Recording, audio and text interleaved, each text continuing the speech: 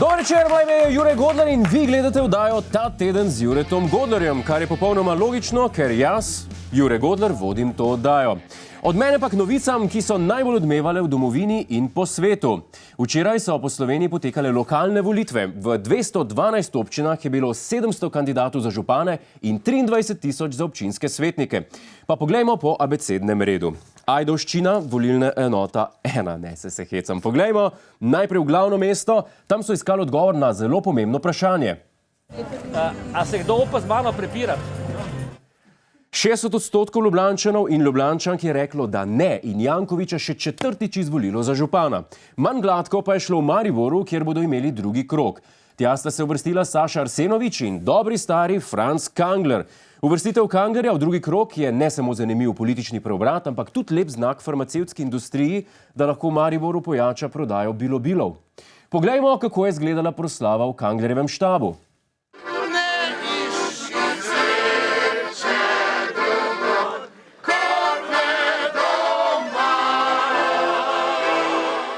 To pa je energija na vrhuncu, to pa je. Franc Kangler takole praznuje vrstitev v drugi krog. Dajte si predstavljati, kako bi šele bilo, če bi zmagal.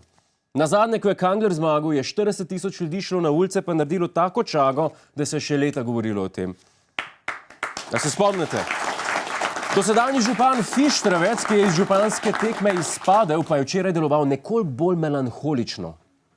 To je, ko postane župan, je jasno, da bo prišel dan, ko več ne bo župan. Ja, je res. Pri Fištravcu je bilo to jasno že celo prvi dan njegovega županovanja. V Kopru se bosta v drugem krogu pomerila Boris Lučke Popovič in ta drug. In zakaj za njegovega protikandidata sploh še niste slišali? Ker je koprsko občinsko glasilo pred volitvami izgledalo takole. Na 96 straneh je kar 52 njegovih fotografij. Ja, 52 fotografij na 96 straneh. Se ne to je veliko. Popovič pač rad hod po mestu. Dejansko je težko posneti fotografijo Kopra, pa da ni na njej župana. Letos sem polet bil naprimer pol ure v centru Kopra in je nastala tale slika. Potem sem šel na kavo in je ratal tole. Dobro, ta selfie iz hotelske sobe me je že malo prestrašil, ampak tako pač je v Kopru. Bilo hudo, pa posvodo.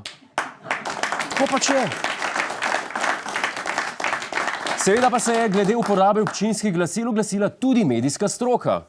In ravno to kaže, v čem je bistvo problema občinskih glasil, ki vendarle niso pravi mediji. Popovič nima komentarja. Normalno, se že vse povedal. Človek ima 52 slik v občinskem cajtningu in vsi dobro vemo, da vsaka slika pove več kot 1000 besed. Zdaj pa zračunite, koliko je to. 52 000 besed, gospa, ker vidim, da ste začeli računati. Kalkulator vzela. 52 000, prav posebna navodila za volivce pa je letos pripravil Aleš Primc. Ta se je iz neuspešno vloženih kandidatur na državnozborskih volitvah nekaj naučil in je tokrat na Twitterju objavil natančna, res natančna navodila, kaj morajo volivci obkrožiti, da bo izvoljen v mestni svet. Za naslednje volitve pripravlja tudi knjižico 100 enostavnih korakov, kako uporabljati kuli in brošuro, zakaj se mi zdi, da so moji volivci funkcionalno nepismeni. Celotna kampanja bo potekala pod sloganom Za Primca gre. To je naš YouTube kanal. Klikni na ta gumb in se naroči, da boš na tekočem. Polajkaj nas tudi na Facebooku in na Twitterju. Pa po pameti!